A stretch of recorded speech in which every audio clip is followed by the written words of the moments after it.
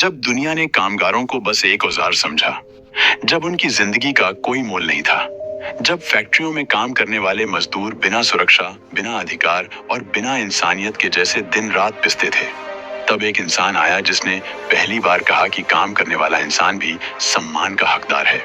वो इंसान था डॉक्टर भीमराव अंबेडकर।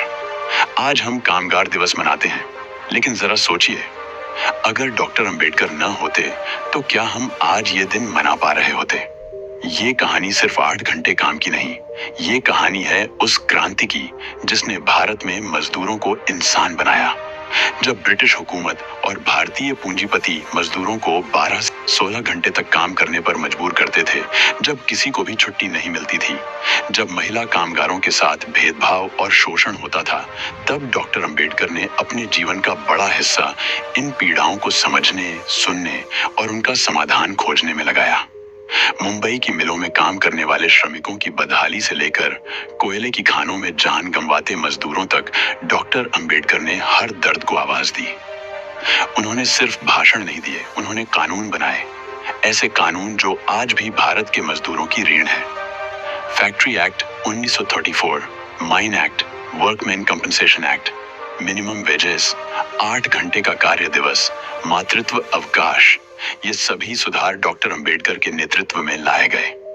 1942 में उन्होंने भारत के लेबर कमिश्नर के रूप में ILO, अंतर्राष्ट्रीय श्रम संगठन में भारत का प्रतिनिधित्व किया और दुनिया को बताया कि भारत का मजदूर अब चुप नहीं रहेगा। डॉक्टर अंबेडकर मानते थे कि जो देश अपने कामगारों को अधिकार नहीं देता, वह कभी तरक्की नहीं कर सकता। उन्होंने मजदूर वर्ग को बैकबोन ऑफ द नेशन कहा। उन्होंने मजदूरों के लिए न सिर्फ कानून दिए, बल्कि उन्हें जागरूक भी किया। मजदूर यूनियनों की स्थापना में सहयोग किया, श्रमिक आंदोलनों का नेतृत्व किया और हर उस मजदूर को सशक्त बनाया जो खुद को कमजोर समझता था। उनका सपना था एक ऐसा भारत जहां मजदूर अपने अधिकार जाने, उन्हें मांगे और अगर न मिले तो संगठित होकर उन्हें ले। आज अगर किसी महिला को प्रसूति अवकाश मिलता है, अगर मजदूर को ओवरटाइम का पैसा मिलता है, अगर फैक्ट्रियों में सुरक्षा मानकों का पालन होता है, तो ये सब डॉक्टर अंबेडकर की दूरदर्शिता का परिणाम है। उन्होंने केवल सामाजिक न्याय की बात नहीं की, बल्कि आर्थिक न्याय को उसकी जड़ माना। उनके लिए कामगार सिर्फ एक वोट बैंक नहीं था, वो राष्ट्र निर्माता था। सोचिए, एक दलित व्यक्ति जो खुद शोषण का शिकार था, वो कैसे पूरे देश के श्रमिकों के लिए ऐसा संवैधानिक ढांचा तैयार कर गया जिसमें हर पसीने की कीमत हो। आज जब हम 8 मई को कामगार दिवस मनाते हैं, तो हमें सिर्फ मजदूरों को नहीं, बल्कि डॉक्टर अंबेडकर को भी याद करना चाहिए, जिन्होंने मजदूरी को इज्जत दी, अधिकार दिए और उस शोषण को खत्म किया जो सदियों से चलता आ रहा था। आज भी जब कोई मजदूर ठेके पर काम करता है, बिना सुरक्षा के, बिना छुट्टी के, तब डॉक्टर अंबेडकर की बनाई नीतियां उसकी ढाल बनती हैं। उन्होंने हमें सिखाया कि विकास तब तक अधूरा है जब तक देश का अंतिम मजदूर भी सुरक्षित, सम्मानित और सशक्त न हो। कामगार दिवस पर लाखों भाषण होते हैं, लेकिन शायद ही कोई ये याद करता है कि भारत में इस दिवस को सार्थक बनाने वाले असली नायक डॉक्टर अंबेडकर ही थे। उन्होंने हमें सिखाया कि सिर्फ हाथों से नहीं, अधिकारों से भी मेहनत का मूल्य तय होता है। आज अगर मजदूर काम छोड़कर हड़ताल करता है तो उसे अधिकार है, अगर वो यूनियन बनाता है तो उसे संवैधानिक सुरक्षा है, अगर वो न्यूनतम वेतन की मांग करता है तो कानून उसका साथ देता है। और ये सब इसलिए संभव हुआ क्योंकि डॉक्टर अंबेडकर ने एक पूरी पीढ़ी के लिए लड़ाई लड़ी। इस देश में मजदूरी को इंसानियत से जोड़ने का काम डॉक्टर अंबेडकर ने किया। उन्होंने हमें बताया कि मजदूर सिर्फ उत्पादन का हिस्सा नहीं, बल्कि लोकतंत्र का मजबूत स्तंभ है। और यही वजह है कि आज जब हम कामगार दिवस की बात करते हैं, तो हमें ये नहीं भूलना चाहिए कि इसके पीछे एक कलम थी, एक सोच थी और एक मसीहा था, जिसका नाम है डॉक्टर भीमराव अंबेडकर। डॉक्टर अंबेडकर का मजदूरों के लिए संघर्ष केवल कानून तक सीमित नहीं था। उन्होंने 1936 में इंडिपेंडेंट लेबर पार्टी की स्थापना की, ताकि मजदूर वर्ग की समस्याएं सीधे राजनीति में उठाई जा सकें। इस पार्टी ने मिल मजदूरों, खदानों में काम करने वाले श्रमिकों और खेत मजदूरों को संगठित किया। डॉक्टर अंबेडकर ने मजदूरों के लिए न्यूनतम वेतन, बेहतर कार्यस्थल और सामाजिक सुरक्षा जैसे मुद्दों को चुनावी मंच से भी उठाया। उन्होंने बताया कि मजदूरों की हालत सुधारना सिर्फ मानवता नहीं, राष्ट्र निर्माण की अनिवार्यता है।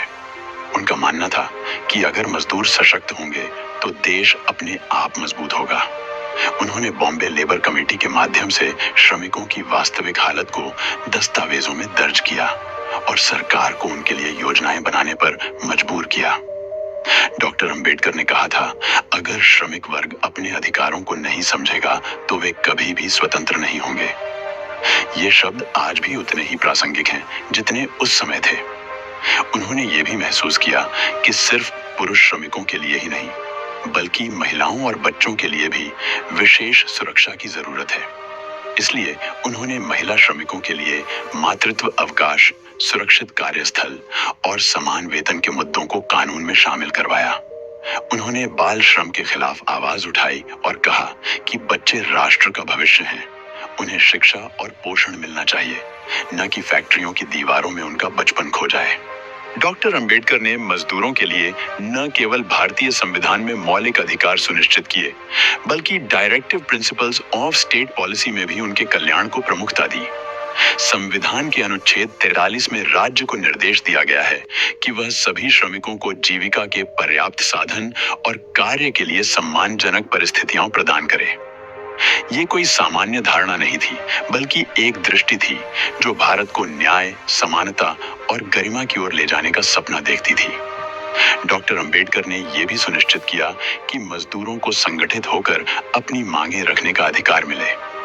उन्होंने इंडस्ट्रियल डिस्प्यूट्स एक्ट के माध्यम से हड़ताल, बातचीत और समाधान की प्रक्रिया को कानूनी दर्जा दिलवाया। उनके विचारों और कानूनों ने भारत में श्रमिक आंदोलनों को नई दिशा दी।